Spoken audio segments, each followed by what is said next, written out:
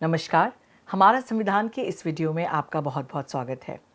आज के इस वीडियो की श्रृंखला से हम बातचीत करना शुरू करेंगे कि एक किसी कानून को पास करने के लिए क्या प्रोसीजर होती है, क्या प्रोसेस होती है। कोई ड्राफ्ट मतलब एक ऐसा कानून जो अभी पास नहीं हुआ है, जो बिल के स्टेज पे है, वो एक बिल से एक एक्ट कैसे बनता है। जब हम इस शब्द का उपयोग करते हैं एक्ट, ACT, इसका मतलब एक ऐसा बिल, एक ऐसा कानून जिसे सांसद से स्वीकृति प्राप्त हो गई है। तो ये क्या प्रक्रिया है संविधान के अनुरूप जिसके द्वारा हमारे देश में संसद अलग अलग कानून बनाती है। सर्वप्रथम मैं आपको ये बता दूं कि संविधान के अनुसार दो अलग अलग प्रोसेस हैं। एक जिन्हें हम कहते हैं ऑर्डिनरी बिल्स और दूसरे मनी बिल्स। मनी बिल्स का मतलब ये कि वो कानून जिनमें कहीं ना कहीं पैसे से संबंधित मामला है, लेकिन इसकी डेफिनेशन कानूनी तौर पर इतनी जनरल नहीं है। अगले आर्टिकल में, अगले वीडियो में मैं आपको बताऊंगी कि किस प्रकार से मनी बिल को डिफाइन किया गया है। लेकिन आज के इस वीडियो में हम समझने की कोशिश करेंगे कि ऑर्डिनरी बिल्स के बारे में हमारा संविधान क्या कहता है। तो आइए देखते हैं आर्टिकल 107 अनुच्छेद 107, provision as to introduction and passing of bills. देखिए, जब कभी मैं आपसे कोई बात कहती हूँ तो मैंने आपको पहले भी कई बार ये वीडियोस में कहा है कि हमेशा कानून के स्टूडेंट के रूप में या संविधान के स्टूडेंट के रूप में हमें ये पूछना चाहिए कि ये लिखा कहाँ है। तो जैसे कि मैंने आपको कहा कि दो तरह के बिल्स होते हैं, ऑर्डिनरी बिल्स और मनी बिल्स, और ये जो दोनों बिल्स हैं इन्हें पास करने के लिए अलग अलग प्रक्रिया है। तो ये डिफरेंस कहाँ से आता है? ये डिफरेंस भी आता है आर्टिकल 107 से। तो ध्यान से सुनिएगा, पहले अनुच्छेद 107 आर्टिकल 107 की भाषा, उसके बाद उसका एनालिसिस करेंगे। Article 107 sub clause 1 reads, subject to provisions of article 109 and 117 with respect to money bills and other financial bills, a bill may originate in either house of parliament. यदि आप ध्यान से इसकी भाषा का अवलोकन करें तो पाएंगे कि आर्टिकल 107 सब क्लॉज 1 ही ऑर्डिनरी बिल्स और मनी बिल्स में डिफरेंस कर रहा है। ये जो शब्द मैं यूज कर रही हूँ ऑर्डिनरी बिल, ये कहीं पे लिखा नहीं है, लेकिन क्या कहा गया है? मनी बिल्स और अदर बिल्स। तो आर्टिकल 107(1) कहता है कि आर्टिकल 109 और 117, 109 और 117, ये दो बिल्स को मद्देनजर रखते हुए, और ये जो दो बिल्स हैं ये मनी बिल्स पर चर्चा करते हैं, जिनका अवलोकन, जिनका एनालिसिस हम अगले वीडियो में करेंगे। तो मनी बिल्स को ध्यान में रखते हुए, आर्टिकल 109 और 117 को ध्यान में रखते हुए, इनके सब्जेक्ट टू मतलब ये इन पर अप्लाई नहीं होगा, लेकिन इनके अलावा जो बाकी बिल्स हैं, अ बिल में originate in either house of parliament.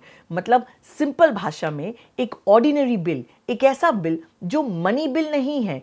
Money bill की क्या प्रोसेस है वो आर्टिकल 109 और 117 में देखेंगे, लेकिन उसके अलावा जो बिल्स हैं वो लोकसभा या राज्यसभा में ओरिजिनेट हो सकते हैं। ओरिजिनेट का क्या मतलब? कि कोई भी मेंबर लोकसभा का या राज्यसभा का एक ऑर्डिनरी बिल को या तो लोकसभा में या तो राज्यसभा में पेश कर सकते हैं।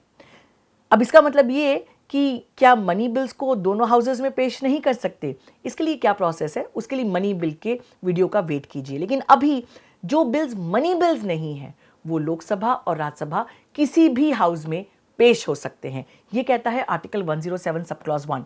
जल्दी से देखते हैं article 107 sub clause 2, subject to provisions of articles 108 and 109, a bill shall not be deemed to have been passed by the houses of parliament unless it has been agreed to by both the houses, either without amendment or with such amendments only as are agreed to by both houses. अब ordinary bills को लेके एक दूसरी महत्वपूर्ण बात, पहली बात तो ये कि दोनों में से किसी भी घर में, लोकसभा में या राज्यसभा में इन्हें पेश किया जा सकता है। दूसरी बात कि इन बिल्स को तब तक पास किया हुआ नहीं माना जाएगा जब तक कि दोनों सदन, लोकसभा और राज्यसभा, दोनों उसे पास नहीं कर देते, या तो संशोधन के साथ या बिना संशोधन के। इसका क्या मतलब है? जैसे जैसे मैं आपको इसकी प्रोसीजर समझाऊंगी ये आपको और क्लियर होते जाएगा। लेकिन एक ऑर्डिनरी बिल को लोकसभा और राज्यसभा दोनों को पास करना जरूरी है, ये बात ध्यान रखिएगा। अब मानिएगा कि कोई बिल लोकसभा में पेश होता है तो पहले लोकसभा उस पर वोट करेगी। यदि लोकसभा उसको पास कर देती है तो फिर उस बिल को राज्यसभा भेजा जाएगा।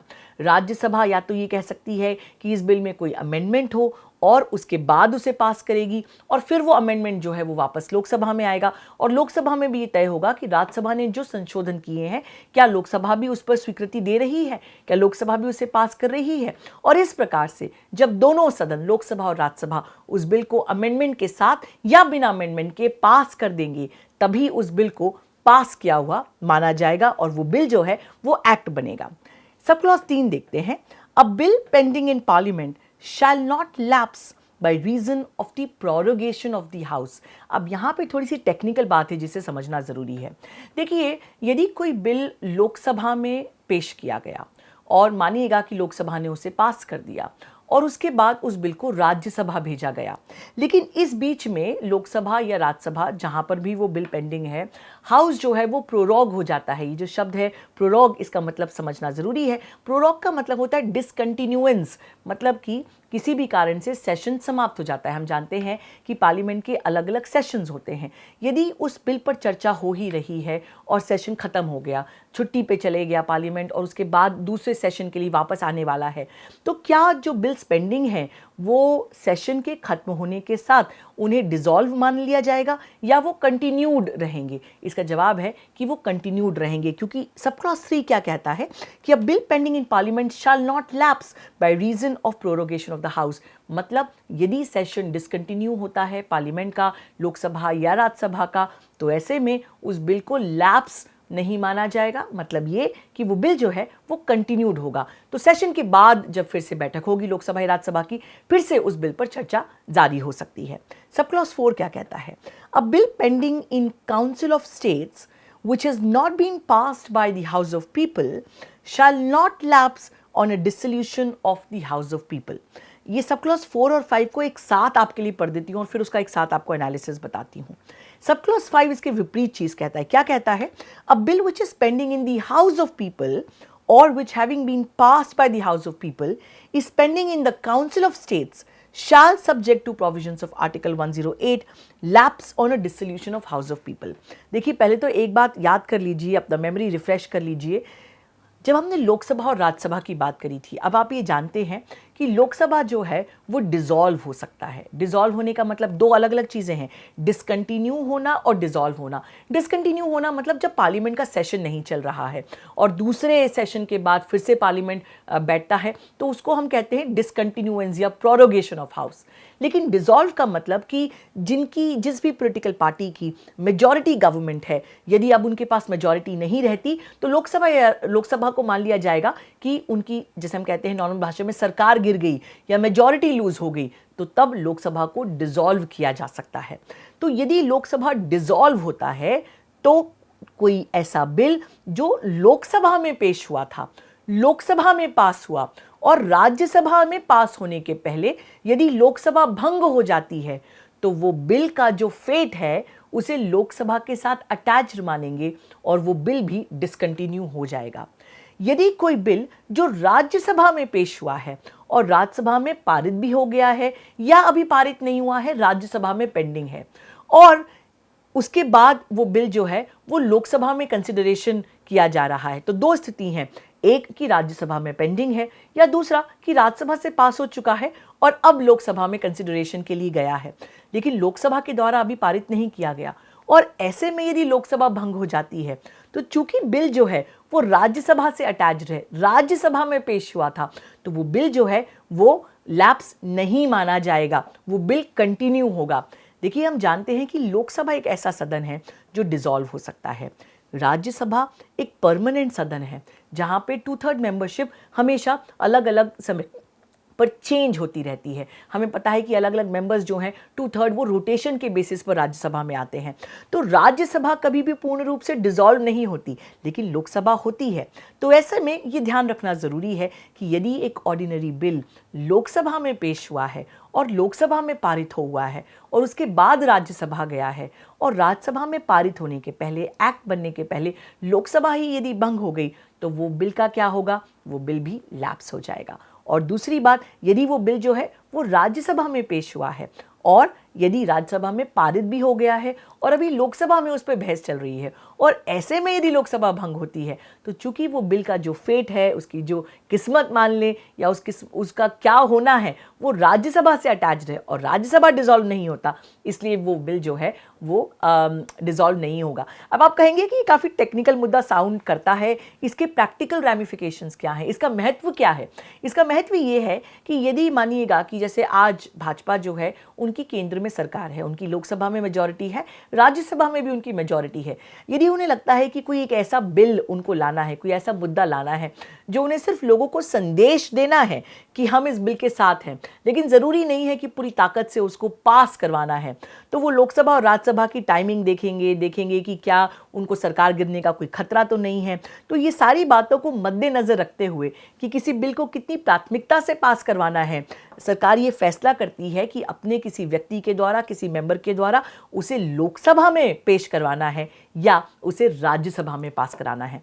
तो आज के इस वीडियो में जो हमने 2-3 महत्वपूर्ण बातें समझी, पहली ये कि आर्टिकल 107 जो है वो ऑर्डिनरी बिल्स और मनी बिल्स में अंतर कर रहा है। मनी बिल्स के बारे में क्या कह रहा है ये अगले वीडियो में समझेंगे, लेकिन ऑर्डिनरी बिल्स के बारे में ये कह रहा है कि उसे लोकसभा या राज्यसभा किसी भी सदन में पेश किया जा सकता है।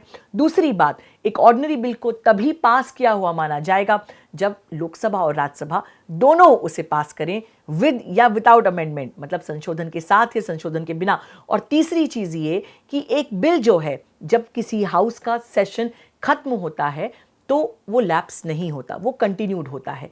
लेकिन यदि वो बिल लोकसभा में पेश हुआ है तो लोकसभा के डिसॉल्व होने से या लोकसभा का ये माना जाए कि वहाँ पर सरकार के गिरने से लोकसभा जैसे ही डिसॉल्व होती है वो बिल भी लैप्स हो जाएगा। राज्यसभा में यदि बिल है तो फिर वो लैप्स नहीं होगा। क्या मेरी बात आप तक पहुँच पाई? क्या ये थोड़ा सा टेक्निकल है, बिल कैसे पास होता है, लेकिन इसे बहुत सरलता से समझने की कोशिश करेंगे। अगले वीडियो में मैं आपको बताऊंगी कि यदि लोकसभा और राज्यसभा की कि किसी ऑर्डिनरी बिल पे एक कंसेंसस नहीं बनता, लोकसभा ने तो पारित कर दिया लेकिन राज्यसभा उसे पारित नहीं करना चाहता किसी भी कारणवश, तो ऐसे में क्या हो सकता है? क्या कोई विकल्प है? क्या दोनों लोकसभा और राज्यसभा को साथ लाया जा सकता है? इस बात का जवाब दूंगी अगले वीडियो में। देखने के लिए बहुत बहुत धन्यवाद। मैं अधिवक्ता अवनी बंसल। द वायर के और वीडियोस देखने के लिए सब्सक्राइब करें और बेल आइकन पर क्लिक करें।